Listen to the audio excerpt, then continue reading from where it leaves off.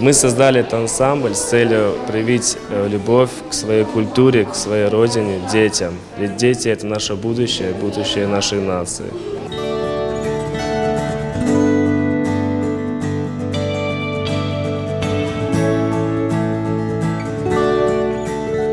В определенный период жизни ты понимаешь, что ты хочешь попробовать себя не только как исполнитель, но и как педагог.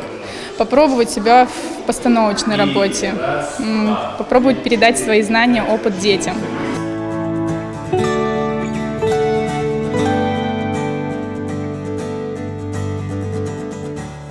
Мужчина в крымско-татарском танце олицетворяет гордость.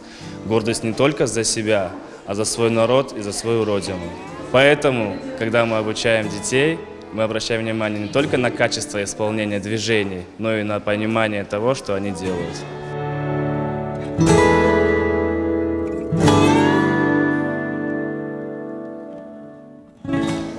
Я решила ходить в этот ансамбль, потому что я очень люблю заниматься танцами, а особенно крымско-татарскими, так как это моя культура, это моя нация.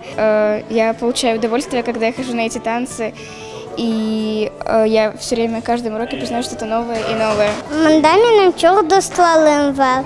Evimin cemileceği Визаину и пек seviyem.